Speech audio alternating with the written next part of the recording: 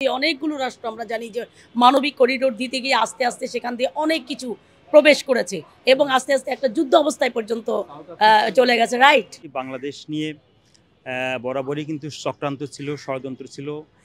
আমরা এর আগেও দেখেছি সেই 78 থেকে আমরা দেখেছি যে আরাকানের যে রোহিঙ্গা ক্রাইসিস, সেই ক্রাইসিস কেন্দ্র করে আমরা প্রত্যেক সময় মানবিক যে জায়গাগুলো দেখেছি, কিন্তু কোনোটাই আমাদের জন্য আসলে মানবিকতা নিয়ে আসেনি। ফাইনালি আমরা প্রত্যেকটা জায়গায় ক্ষতির সম্মুখীন হয়েছি। ওই যে আমাদের বাংলা ভাষায় বলে যে টুপি পরানো, উনি তো জাতিসংঘের মহাসচিবকে এনে শুধু টুপি পরায় নাই, কিন্তু তাকে সাদা পাঞ্জাবিও পরাইছে, কিন্তু কাজের কাজ তো হলো না। যে আমরা এই মানবিক করিডোরটা যে দেওয়ার ফলে আমাদের রাষ্ট্রের যে অবকাঠামো এবং আরও যে সব কিছু, সেইখানে আমরা কোনো চ্যালেঞ্জের সম্মুখীন হব কি না, এবং যদি চ্যালেঞ্জের সম্মুখীন হই তাহলে সেই চ্যালেঞ্জগুলো কী ধরনের হবে এবং সেই চ্যালেঞ্জগুলোকে আমরা মোকাবেলা করতে পারবো কি না, এবং সেই চ্যালেঞ্জগুলোর ফলে আমরা আরও কোনো গভীর সমস্যার মধ্যে পড়ে যাব কি না।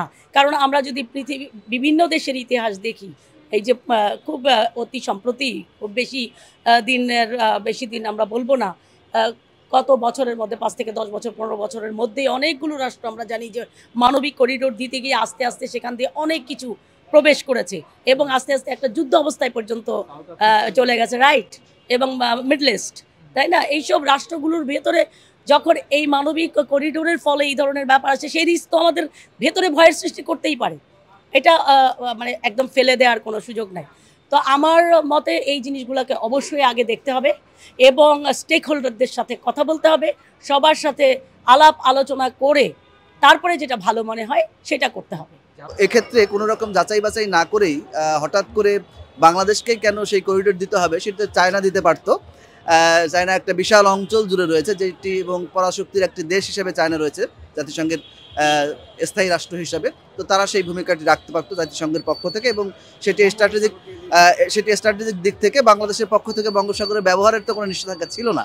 তো সেই জায়গাতে বাংলাদেশ ভবিষ্যতের জন্য আমার মনে হয় যে নিরাপত্তা জনিত যে বিষয়টি রয়েছে, সেটি একটি ঝুঁকি নিঃসন্দেহে তৈরি হওয়ার সুযোগ রয়েছে।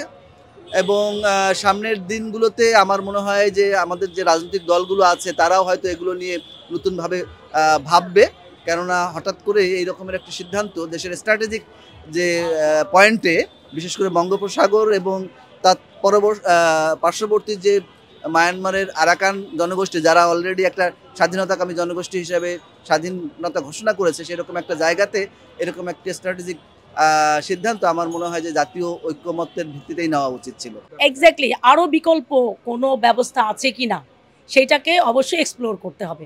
একটা রাষ্ট্রের ভিতর দিয়ে যাওয়ার পরিবর্তে আমার মনে হয় যে যেসব জায়গাগুলো দিয়ে একদম পানি বা এমন সব জায়গা যেখানে কোনো রাষ্ট্রের ভূখণ্ড হচ্ছে না, এফেক্টেড হচ্ছে না বা ব্যবহৃত হচ্ছে না, ভূখণ্ডে তো মানুষ থাকে, এটা তো বুঝতে হবে।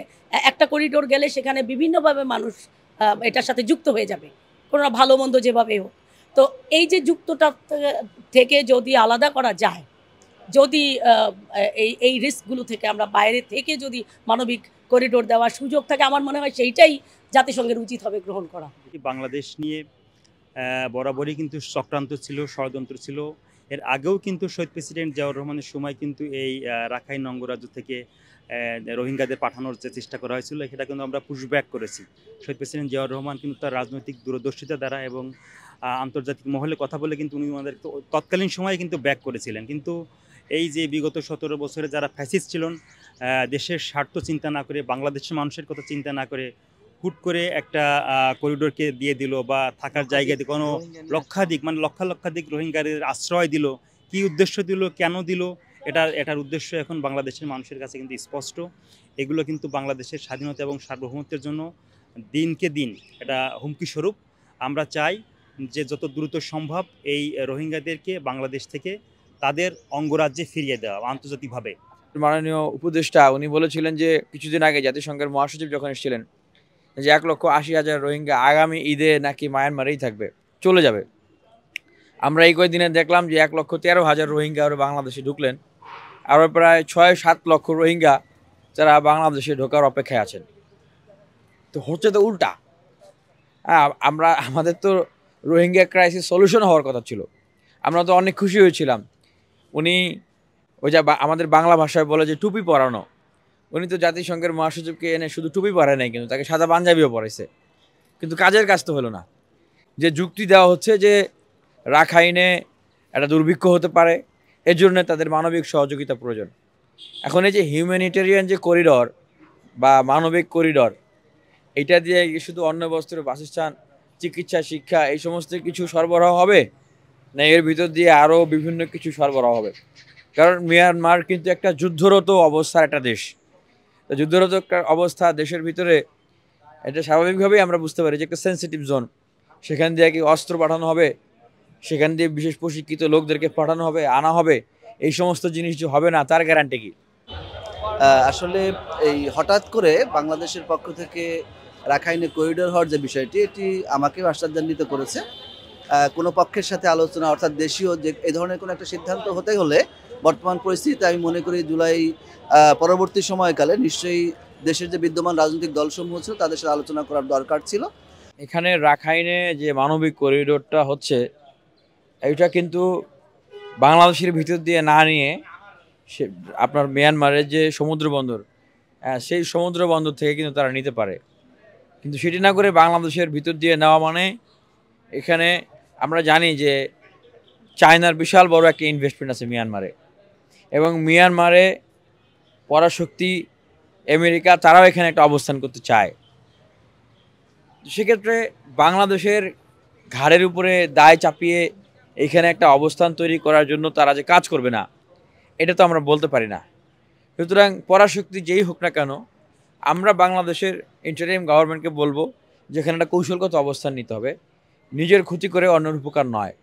কারণ এটা যুদ্ধের বিষয়, মিয়ানমারে ইতিমধ্যে যুদ্ধ চলছে, কারোর সাথে শত্রুতা আমাদের আগ বাইরে করার দরকার নাই। রাজনৈতিক দলগুলোর সাথে আলোচনা করে আপনারা একটা কৌশলগত অবস্থান নিন।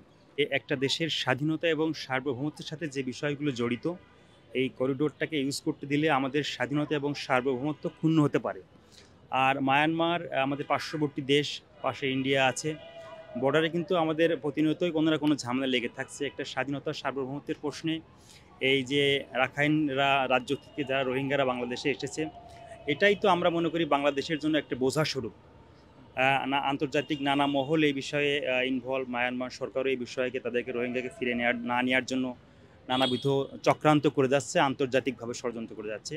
তারপরে আবার যদি আমরা এই করিডোরটাকে ব্যবহার করতে দিই, বাংলাদেশ হয়ে সাহায্য যাবে রাখাইন রাজ্যে, তো এটা আমরা মনে করি যে বাংলাদেশের স্বাধীনতা এবং সার্বভৌমত্বের জন্য হুমকি স্বরূপ, এবং এখান থেকে নানাবিধ সমস্যার সৃষ্টি হতে পারে। সে বিষয়ে আমাদের বিএনপির ভারপ্রাপ্ত চেয়ারম্যান গতকাল শ্রমিক দলের সমাবেশে স্পষ্ট করেছেন। আমরা সেই বক্তব্য দিতে চাই যে এই সিদ্ধান্ত আসা উচিত সরাসরি প্রত্যক্ষ ভোটের মাধ্যমে নির্বাচিত জনপ্রতিনিধি এবং বাংলাদেশ জাতীয় সংসদের মাধ্যমে এই সিদ্ধান্ত আসা উচিত। এত বড় একটা সিদ্ধান্ত নেওয়ার ক্ষেত্রে বাংলাদেশের জনগণ এবং বাংলাদেশের জনগণের যারা প্রতিনিধিত্ব করে সেই রাজনৈতিক দলগুলোর কাছ থেকে এই সিদ্ধান্ত আসা দরকার ছিল বলে মনে করি। এখানে বাংলাদেশের ভিতর থেকে যখন এরকম মানবিক করিডোর আপনি দিবেন রাখাইনে, সেক্ষেত্রে আপনার মায়ানমারের জান্তা সরকার আছে, তাদের সাথে আপনাদের সম্পর্কটা কী হবে? আরাকান আর্মি, তাদের সাথে সম্পর্ক কীরকম হবে? এদিকে চায়নার বিশাল একটা ইনভেস্টমেন্ট আছে মিয়ানমারে, রাখাইনে বিশাল ইনভেস্টমেন্ট আছে। সেই ইনভেস্টমেন্টের কারণে চায়নার সাথে আসলে বাংলাদেশের সম্পর্কটা কী হবে? তো পরাশক্তিগুলোর যে লড়াই, সেই লড়াইয়ের বাফার জোন বাংলাদেশকে বানানোর পক্ষে আমরা না। সেক্ষেত্রে বাংলাদেশকে অবশ্যই একটা কৌশলগত অবস্থান নিতে হবে। সেই কৌশলগত অবস্থানটা সবার সাথে আলোচনা করে নিতে হবে। যে জাতিসংঘে যারা রয়েছেন তারা আপনারা প্রতারণা করবেন না, দয়া করে আমাদের পৃথিবীর মানুষকে, আমাদের মেধা মননগুলোকে কাজে লাগিয়ে আপনারাও সমৃদ্ধ হন এবং আমাদেরকে একটি সমৃদ্ধ পৃথিবী উপহার দেন। Follow us on Facebook. Subscribe our YouTube channel. Get the latest update on www.daily-sun.com.